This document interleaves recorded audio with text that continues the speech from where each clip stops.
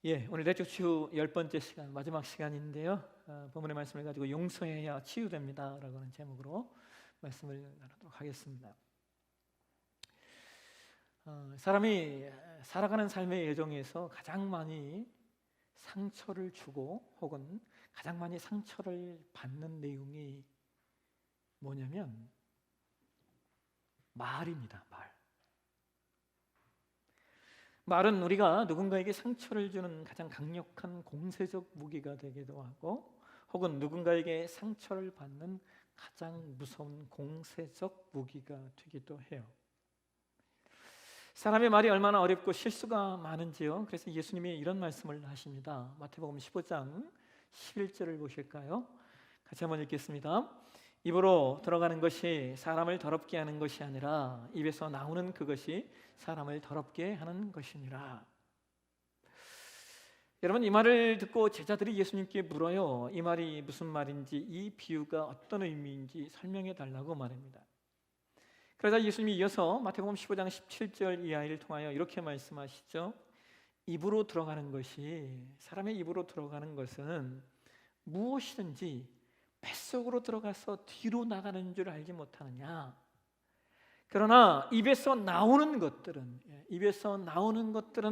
마음에서 나오는데 그것들이 사람들을 더럽힌다.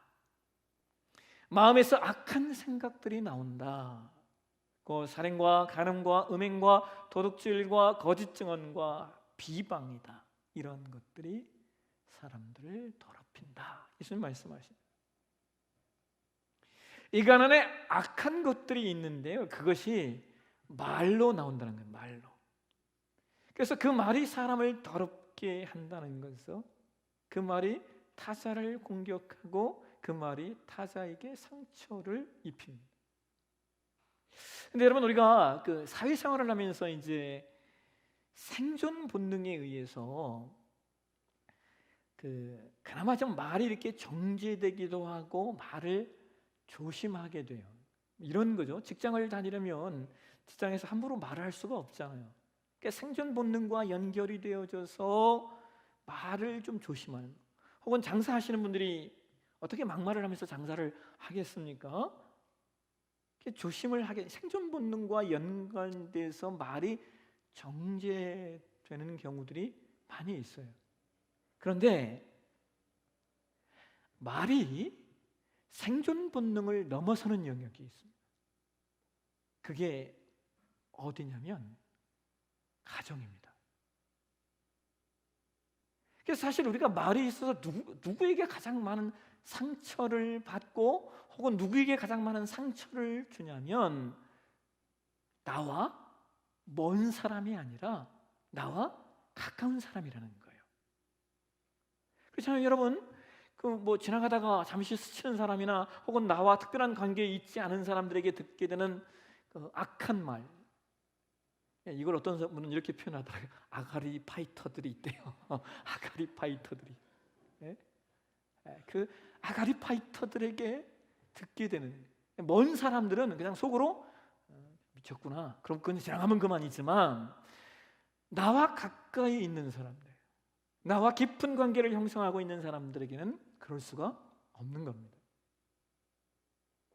그런데 우리가 말에 상처를 받고 또는 말로 상처를 주게 되는 가장 큰 이유가 뭐냐? 아까 예수님 말씀하시는 것처럼 우리가 마음의 깊은 것에 있는 것, 예수님은 그걸 더러운 것이라고 말씀하셨는데 그 더러운 것의 한 내용이 뭐냐? 우리가 받은 상처입니다. 그러니까 마음의 상처가 치유되지 않으면 그것이 어디에서 드러나게 되느냐? 나의 말을 통해서 드러나는 거예요. 치유되지 않은 나의 상처의 독재를 말을 통하여 품어내는 경우들이 많이 있습니다. 예전에도 한번 말씀드렸던 적이 있는데요, 어떤 아버지가 아들에게 늘 이렇게 얘기했대요. 아들아, 링컨 대통령은 너희 나이 때 이런 일을 했다. 그런데 너는 왜 이 모양이냐? 아버지가 아들이 자신의 마음에 들지 않을 때마다 계속 그 말을 하는 거예요. 아들아, 링컨 대통령은 너의 나이 때 이런 일을 했는데 너는 왜 그 모양이냐. 아버지가 하도 그러니까요, 아들이 어느 날 작심하고 아버지에게 이렇게 말했어요. 아버지, 링컨 대통령은 아버지의 나이 때 대통령이었습니다.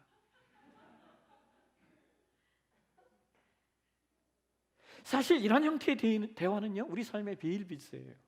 이 정도는 양호하죠. 아주 예전에 제가 섬겼던 교회의 한 여집사님이 이런 얘기를 해요.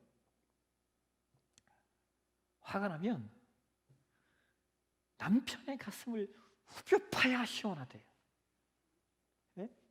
그래서 어떻게 하면, 어떤 말을 하면 그가 아플지 생각을 한대요.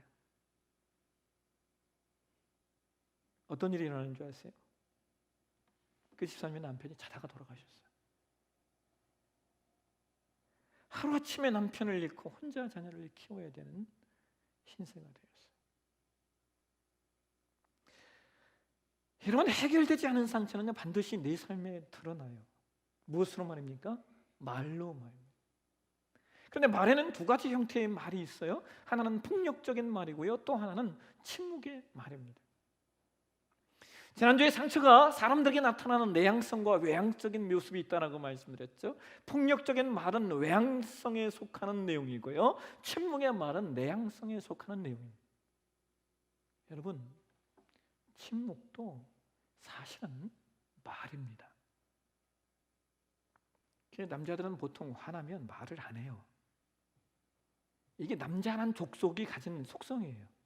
남자는 화나면 말을 않는 게, 그게 그 성향으로 나타난. 지난주에 제가 우리 집사람에게 한마디 듣고 하루를 얘기를 안 했습니다.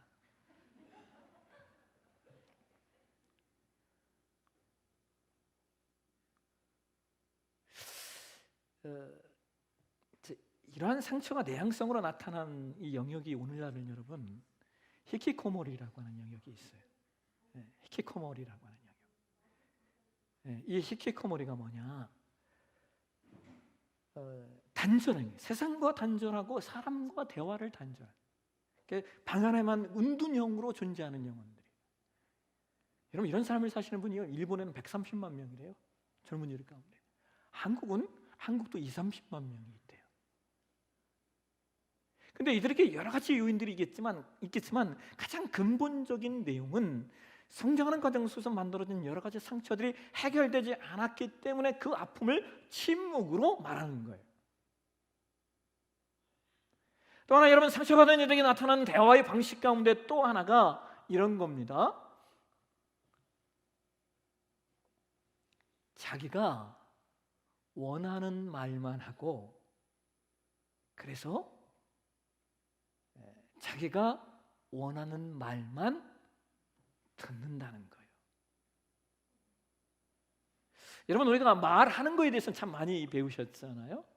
근데 말하는 것보다 더 중요한 게 뭐냐면 듣는 거예요. 말을 어떻게 들을 것인가. 그런데 마음속에 상처가 있는 사람들은요, 상처가 해결되지 않은 분들은 타자의 말을 자신의 상처대로 듣는 삶의 습관, 방정식이 있어요. 누군가의 말이 그대로 내 상처와 연관되어져서 상처를 통해 듣게 되는 겁니다. 여러분, 사람은 사실 말을 잘 못 듣습니다. 잘 못 들어요. 그래서 우리 안에 어떤 전제를 하고 있어야 되냐면, 내가 말을 잘 못 듣는구나 라는 전제를 갖고 있어야 돼요. 특별히 마음속에 상처가 많은 분들은요, 내가 정말 못 듣는구나 라는 전제를 하셔야만 됩니다. 마샬 로젠버그라고 하는 박사님이 계세요. 이분은 임상심리학자로 사람들에게 많은 영향을 끼치는 분인데, 이분이 쓴 책 중에 비폭력 대화라고 하는 제목의 책이 있어요. 이분이 그 책에서 이런 얘기를 합니다. 인간의 모든 대화는 부탁이거나 감사이다. 인간의 모든 대화는 부탁이거나 감사래요. 여러분, 이게 이해되세요? 근데 한번 잘 생각해 보시면 그렇습니다. 누군가 나에게 야, 너 좀 똑바로 살아라 라고 말했다고 쳐요. 화나는 말이죠. 속상한 말이에요. 근데 여러분, 그 말의 의미는 뭘까요? 너의 삶을 조금 더 가치 있게 살아주지 않을래? 라고 하는 사실은 부탁이에요. 누군가 나에게 왜 너는 이것밖에 안 돼? 라고 말했다고 해보십시오. 우리는 이 말을 들으면 대부분 뭐라고 얘기합니까? 너는 그러면 어떤데? 라고 말했어요. 근데 그 말의 의미는 뭐예요? 조금 더 잘해줄래? 라는 부탁인 거예요. 여러분, 종종 여러분들이 여러분의 부모님들에게 용돈을 드렸을 때 연세가 많이 드신 우리 옛날 어르신들은 용돈 받고 뭐라고 대부분 이야기하셨냐면 이렇게 얘기했어요. 야, 이놈아, 너나 잘 먹고 잘 써라. 근데 이 말은요, 고맙다는 표현이에요. 이 고맙다는 말을 그렇게 표현하시는 것뿐이에요. 그래서 그 말 자체보다 그 말에 담겨진 의미가 무엇인지를 우리가 해석해 보는 일들이 대단히 중요해요.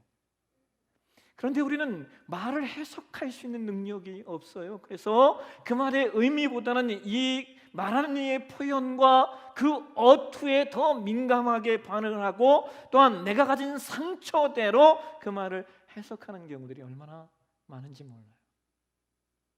정말 좋은 말도 상처를 통해 해석이 되면 그 말이 이상하게 들리는 경우들이 너무나 많습니다. 그래서 여러분, 우리가 일상 속에서요, 내가 잘 듣지 못한다라고 하는 생각들, 그 다음에 일상 속에서 내가 상처대로 듣고 상처대로 반응하지 않기 위해서 우리는 끊임없이 우리 안에 있는 상처들을 해결해 가야 됩니다. 그래서 내적 치유가 중요한 거예요. 자, 오늘 저와 여러분이 봉독한 말씀은 지난주에 이어서 요셉이 자신의 상처를 어떻게 치유해 가는가에 대한 말씀이에요. 지난주에 우리는 요셉이 자신의 아픔을 치유하기 위해서 했던 첫 번째 일이 뭐라고 얘기했습니까? 지난주 설교에서 우는 일이었다라고 말씀드렸죠. 우는 일. 우리는 울어야 돼요. 여러분, 최근에 그 드라마 중에 슈룹이라고 하는 드라마가 있대요. 저는 그 드라마를 안 봤는데 그 드라마를 보고 계시면 저한테 지난주 설교를 듣고 이런 얘기를 하시더라고요. 그 슈룹이라는 드라마에서 중전 역할을 하는 김혜수 씨가 이렇게 얘기했대요. 아무리 쳐다봐도 이 궁궐에서 내가 소리내어 울 곳이 없어 라고 부르짖으며 애통해하다라는 거예요. 자, 여러분, 울 수 없으면 괴로운 거예요. 반대로 울 수 있다라고 하는 것은 우리 삶의 많은 부분들을 해결하고 치유할 수 있습니다. 그런데 우는 일이 있어서 가장 좋은 방법이 뭐냐? 성경이 요엘서 2장 13절에서 이런 말씀을 하고 있어요. 한번 보실까요? 요엘서 2장 13절 말씀. 같이 한번 읽도록 하겠습니다. 너희는 옷을 찢지 말고 마음을 찢고 너희 하나님 여호와께로 돌아올지어다. 그는 은혜로우시며 자비로우시며 노하기를 더디하시며 인애가 크시사 뜻을 돌이켜 재앙을 내리지 아니하시나니. 아멘.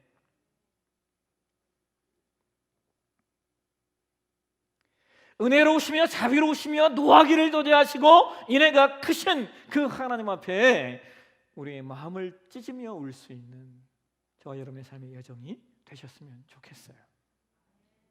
자, 여러분, 요셉이 운 다음에 어떻게 반응을 해요? 오늘 보면 창세기 45장 3절과 4절에 보시면 요셉이 그동안 형제들에게 숨겨왔던 자신의 정체를 노출시켜요. 근데 여러분, 여기 성경에 기록하고 있지는 않지만 형들이 이집트의 총리가 요셉이라는 사실을 알고 그들의 마음이 어떠했을까요? 여러분 속으로 야 이제 죽었구나 생각하지 않았을까요? 그런데 요셉이 그들에게 이렇게 말하는 겁니다. 창세기 45장 5절 말씀 보실까요? 같이 읽겠습니다. 당신들이 나를 이곳에 팔았다고 해서 근심하지 마소서, 한탄하지 마소서. 하나님이 생명을 구원하시려고 나를 당신들보다 먼저 보내셨나이다. 당신들이 나를 죽이려고 하다가 애굽의 노예로 팔았다고 해서 걱정하지 말라는 거예요. 왜요? 여러분 요셉이 왜 이 말을 할 수 있는 겁니까? 요셉은 형들을 용서하기로 결정했기 때문에. 여러분 우리가 우리의 상처를 치유할 수 있는 가장 강력한 방법은요 용서예요. 용서만큼 우리의 삶을 강력하게 치유하고 회복시키는 내용이 또 없어요. 그런데 용서에는 두 가지 영역이 있습니다. 하나는 내가 용서를 해야 하는 영역이 있고요. 또 하나는 내가 용서를 받아야 하는 영역이 있어요.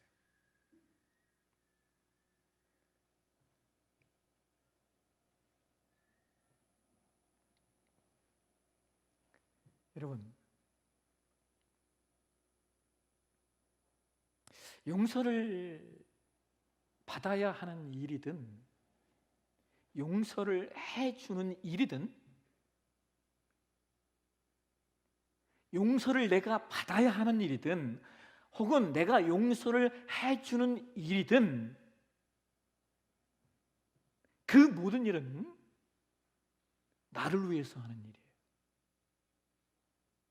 내가 살기 위해서 해야 하는 일이라는 거예요. 여러분 생각해 보세요. 마음속에 타자에게 용서받아야 하는 무거운 인생의 짐을 안고 사는 사람이 어떻게 행복할 수 있겠습니까?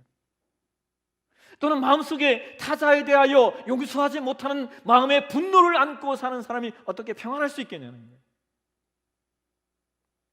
그래서 우리는 용서받아야 살 수 있고요, 동시에 용서해 주어야 살 수 있는 거예요. 내가 살기 위해서 하는 일이라는 거예요. 그런데 여러분 여기서 내가 용서를 받아야 하는 문제는요, 내가 용서를 구하되 용서를 해주는 문제는 상대의 문제예요. 상대에게 내가 왜 용서를 안 해주냐고 말할 수는 없어요. 그것은 용서를 해주는 사람의 문제이기 때문입니다. 그런데 반면에 내가 용서를 해주는 내용은 달라요. 이것은 나의 선택과 결정에 의하여 이루어질 수 있는 내용이기 때문에.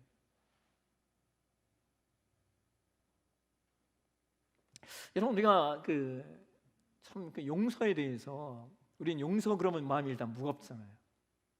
일단 용서 그 자체가 너무나 마음이 무거워요. 근데 왜 그러냐면 우리가 용서를 너무 과대하고 혹은 너무 크게 여기기 때문에 그런 상황들이 있어요. 여러분 우리 이런 생각 많이 하시잖아요. 내가 어떤 사람을 용서해주고 싶어. 근데 저 인간이 변해야 내가 용서해줄 수 있어. 이게 우리가 보편적으로 갖고 있는 속성이에요.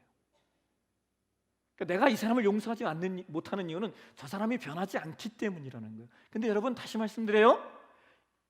용서는 저 사람 이전에 내가 먼저 살기 위해서 하는 거예요. 나를 살리기 위해서 하는 일이 용서라는 거예요.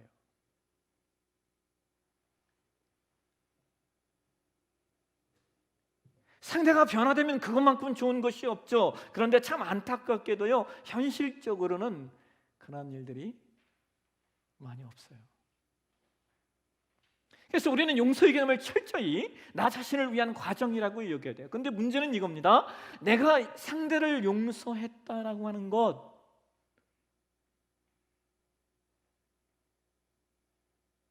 내가 이 사람을 용서했는지를 어떻게 확인하시겠어요? 우리 이것 때문에 괴로워하는 분들이 있어요. 내가 상대를 용서했다라고 하는 걸 무엇을 통해 확인하겠냐는 거예요. 여러분 자신 안에 이거예요, 여러분. 내가 받은 상처로 인해 여러분이 안에 여전히 분노가 남아있다면 그거 아직 용서하지 못한 거고요. 내가 받은 상처로 인해 여러분 마음 그 사건과 그 내용에 대해서 내 안에 분노가 일어나지 않으면 그건 용서한 거예요. 그렇게 끝나면 돼요.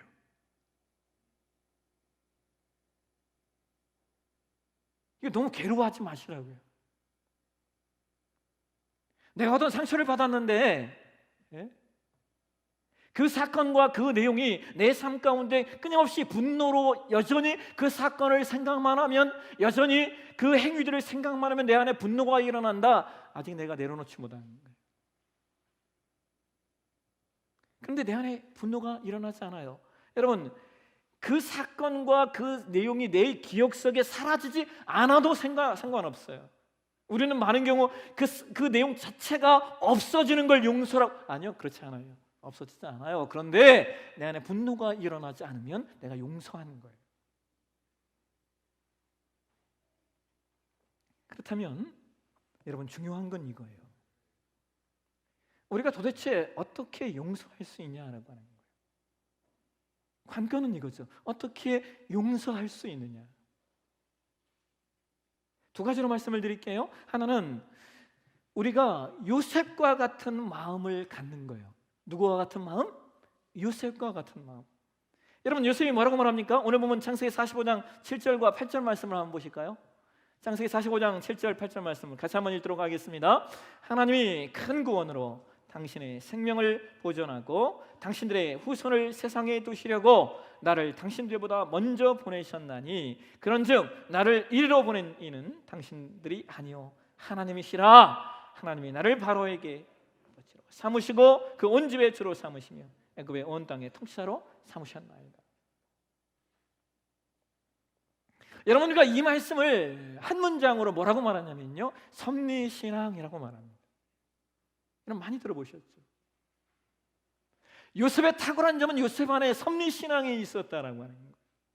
자신이 당한 고난이 단순히 형들의 죄 때문만이 아니라 자신을 통하여 하나님이 이루시려는 계획과 하나님의 선하신 목적이 있었다라고 하는, 하나님의 더 큰 그림이 있었다라고 하는 것, 이게 섭리신앙입니다.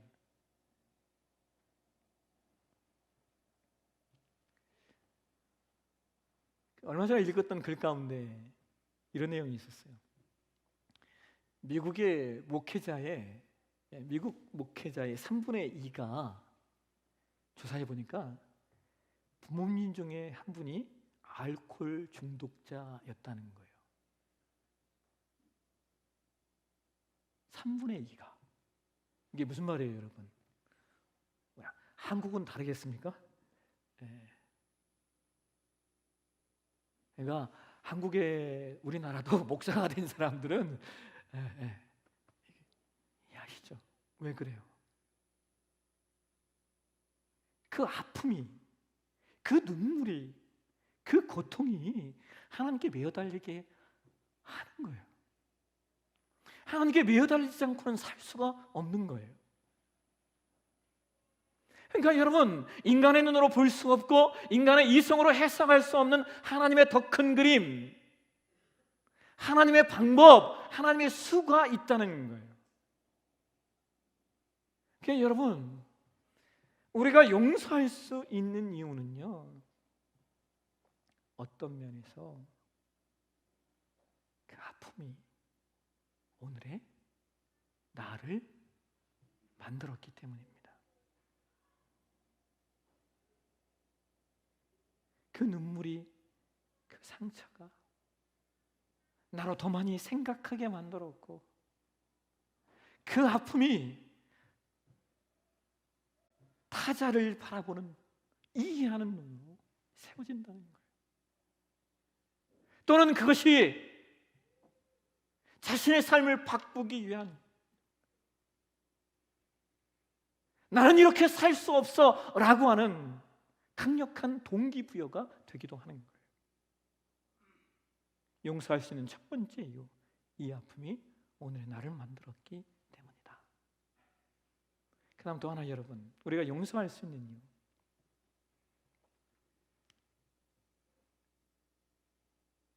그럼에도 불구하고요, 그들이 내가 사랑해야 할 대상이기 때문입니다. 여러분, 서론에 말씀드렸잖아요. 우리 삶의 상처들은 대부분 나와 가까운 사람들에게 받은 거예요. 나와 가까운 사람들이라는 말은 결국에 내가 사랑해야 할 대상들이라는 것이죠. 그 예수님 말씀하신 원수가 네 집 안에 있다 말씀하시는 거예요. 지난주에 읽었던 글 가운데 이런 내용이 있었어요. 하나의 엄마가요, 4살 배기 아들을 13층 아파트에서 창문을 열고 애를 던지려고 했대요. 13층 아파트에서 창문을 열고 애를 이렇게 창문 밖으로 딱 들이는데 이 4살짜리 애가요, 엄마의 얼굴을 바라보며 이렇게 말했대요. 엄마, 사랑해. 그 말을 듣고 엄마가 아이를 방바닥에 내려놓고 아이에게 용서를 빌었다는 거예요.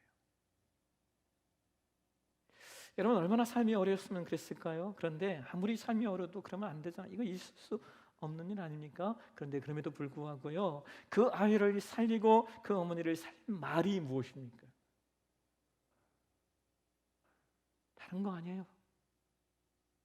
사랑합니다.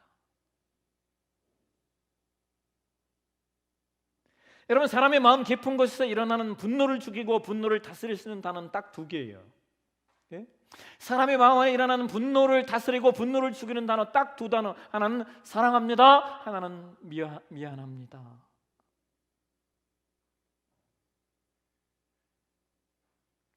사랑합니다, 미안합니다, 이 말이 우리를 살려요.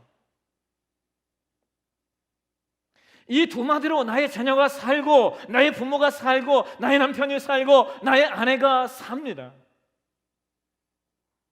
그런데 우리가 이 2 마디를 얼마나 그렇게 힘들어하는지, 우린 너무 사랑합니다라는 말, 미안합니다라는 말을 너무 못해요.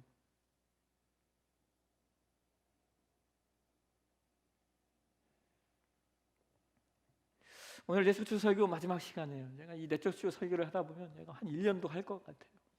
근데 오늘 10주에서 이 설교를 좀 끝내고, 오늘 마지막 설교니까 여러분들에게 제가 숙제 하나 낼게요. 숙제. 이번 한 주간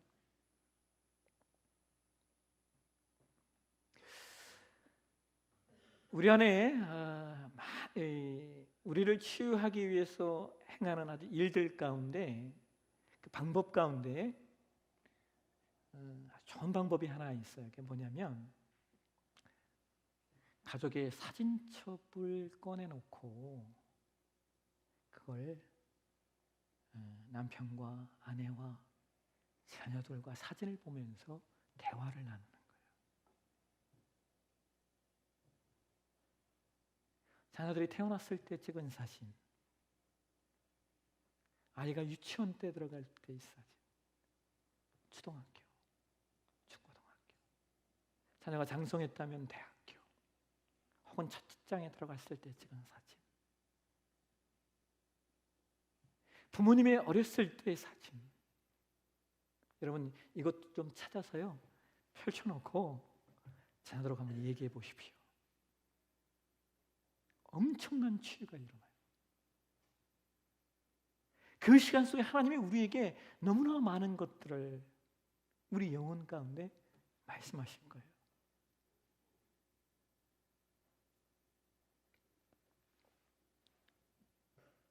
하시는 거 사진 찍어서 저한테 보내시면 제가 커피 쿠폰을 쏘겠습니다.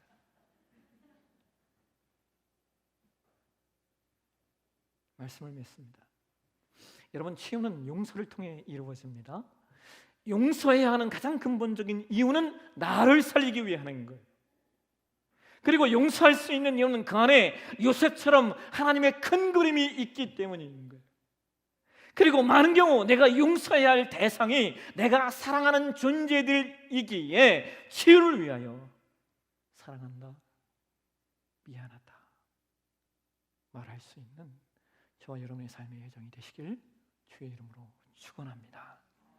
기도하겠습니다. 하나님,